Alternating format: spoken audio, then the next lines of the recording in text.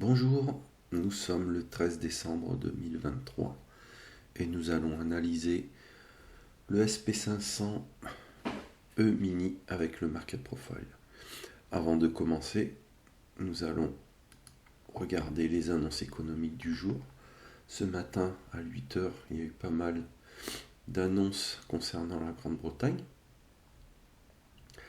À 11 heures, nous avons des annonces concernant la production industrielle en Europe. Ensuite, deux petites annonces sans importance ici. Adjudication. Ensuite, nous avons à 13 heures quelques annonces. Volatilité moyenne attendue, rapport mensuel de l'OPEP. 14 heures, une annonce en Grande-Bretagne, volatilité moyenne attendue. À 14h30, nous avons des annonces US avec forte volatilité attendue, prix à la production.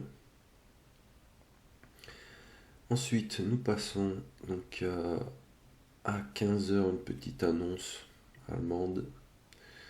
16h, 16h30, pas mal d'annonces à 16h30, dont une, le stock pétrole brut avec forte volatilité attendue. Le point clé de la journée, il est là. C'est la décision de la Fed sur les taux d'intérêt avec une très forte volatilité attendue. Alors, vous avez ici, sur ce petit tableau, vous voyez qu'aujourd'hui, le 13, nous avons la Fed, taux d'intérêt de la Banque centrale américaine. Demain, le 14, c'est au tour de la Banque centrale européenne et également de la Banque centrale anglaise et également de la Banque centrale suisse. Donc aujourd'hui, nous avons taux d'intérêt de la Fed et demain ceux de l'Europe, de la Grande-Bretagne et de la Suisse. Ce qui a pour conséquence, c'est que ce matin, vous voyez que c'est en train de faire un tout petit range. TPOA, TPOB, voilà, TPOC, ça reste dans un tout petit, une petite box là. Bon, il faut s'attendre à ce qu'il n'y ait pas beaucoup de volatilité aujourd'hui, même si on sait que, alors je reviens sur les annonces économiques, même si on sait que il y a 97,8% de chances que le taux ne change pas. Voilà. Donc si le taux ne change pas, donc bon, il n'y a pas vraiment de surprise là. Il y a eu des annonces hier concernant l'inflation. Ce qui se dit, c'est que le rebond de l'inflation éloigne un pivot de la Fed, donc ça conforte en fait cette idée de garder ce taux-là. Il va avoir peu de surprises en fait aujourd'hui, donc les marchés là, aujourd'hui je pense qu'il va être assez calme. Aujourd'hui, ce matin, cet après-midi, il va y avoir peu de volatilité.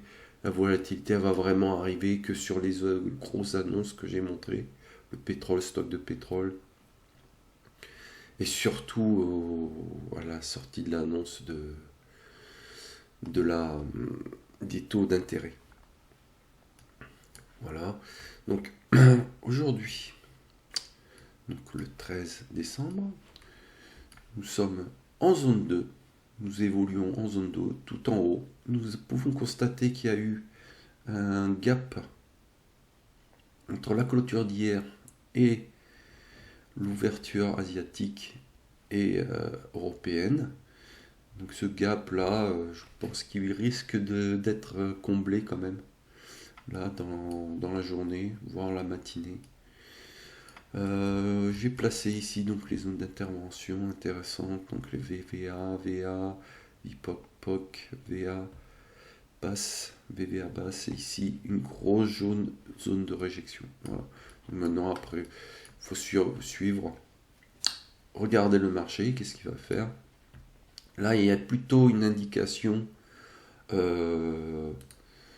haussière. Néanmoins, si ça c'est une distribution, bon, il peut donc distribuer et venir chercher les volumes d'hier, c'est-à-dire tester de rentrer dans la VA, dans la zone d'acceptation de prix, venir tester cette zone de volume d'hier, qui POC, pour éventuellement retracer. S'il casse ça, là, bon, là, il faudra passer mentalité plutôt baissière pour venir tester cette zone-là. Si ça casse ça, bon, ça sera pour faire vraiment des plus bas.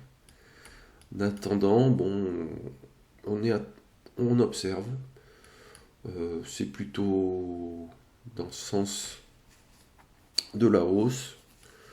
Donc vous ne faites pas surprendre durant les annonces économiques.